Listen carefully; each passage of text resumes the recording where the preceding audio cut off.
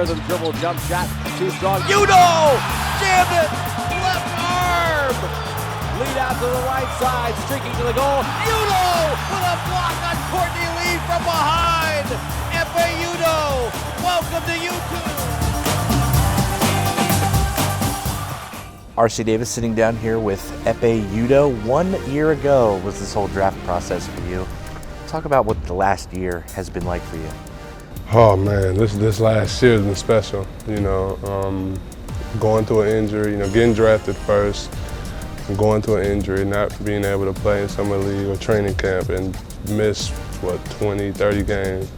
And then coming back and getting some playing time, getting some games under my belt, it was special.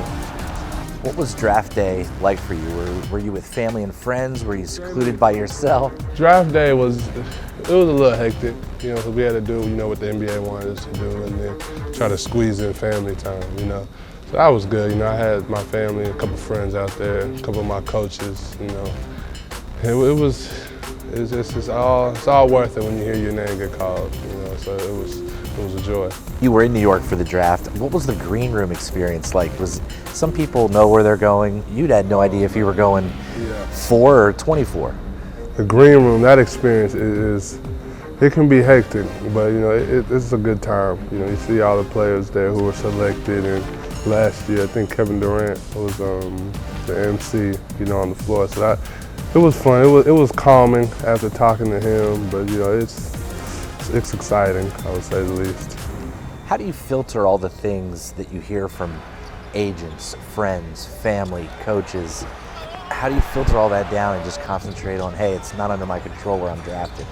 You have the agents, friends, family trying to stay in your ear about where you might go.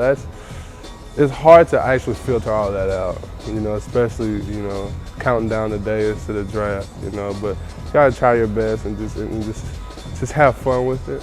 That's one of the biggest things I did. I had fun with it, so it all worked out. Explain to the people your draft process. Some draft picks only want to go through drills, but you went through, actually playing. Does that show, you think, other teams the best of your abilities when you're actually in there in game action? Yeah, yes and no. I had about 14 workouts, mostly in the month of June, so I was in the air. I was racking up sky miles, so I was good. You get your chance to, to show what you've worked on or whatnot, and just show them that you're ready for the next level. You mentioned your injury that set you back, but credit to you for staying in shape, and you hit the ground running when you returned. How important was that for you to not have to really wiggle your way back in? Conditioning was, the most important, part of the whole process, me being out, they just kept me in shape because, I knew my time was going to come, even though the injury was a setback, I had to be ready. Do you feel that your game adds something to this team that they desperately need, the shot blocking, the inside presence? Yeah, yes sir. Blocking shots, playing defense is what I do. I'm working on other things, this summer, but that dimension is something I'm gonna work on, continue to work on, just to help my team out. What are some of those things you're working on this summer? This summer I'm working on just, getting my shooting touch down. I had a lot of opportunities in the paint. So just working on my touch, extending my range on my jump shot. That's a shot. Ekpe's saying, look, maybe you haven't scouted me, but from 12 feet. And just focusing in on where I got my touches last year and making the most of it this year.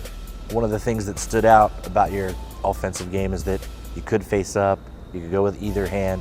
You seem pretty comfortable down there. Yeah, I got comfortable as the season got on. At first it was an adjustment because it's grown man business down there. So, now this summer I can really work on my strength, and just working down low and finishing. Let's say from the point where you got healthy to the end of the season, what part of your game has grown the most? Just gaining some confidence, can't really pinpoint a particular move, but it's just gaining confidence, having the confidence in my teammates, go out there and be aggressive on both ends of the ball. Are you watching the playoffs? Oh, of course, had to go to a couple games. Yes, what games did you go to? I've been to like 5. I've been on a marathon. I went to the Oklahoma City, Denver, Dallas, Lakers, Miami, Boston, New York, Boston, and Oklahoma City, Memphis. Are you able to sit there as a fan? I mean, you're a professional now. Are you finding yourself watching Ibaka, watching? I'm a fan of the game. Right. You know, I'm not gonna, people ask me, why aren't you rooting? My team didn't make it. So I'm just there to watch the game and enjoy the game, and pick up little things that players do. Glad to be not a rookie anymore? Yeah, but I don't know how far that's gonna go. I didn't play all 80, so I may have to do some things starting up. That's not a problem with me. Are you excited to give that backpack to somebody else? Man, I'm gonna frame that with my rookie jersey, so I'm gonna keep that for my little kids. Do you have plans for the rookies coming in already, even though you don't know who they are? No, I'm gonna take it easy because I know they're gonna have their hands full.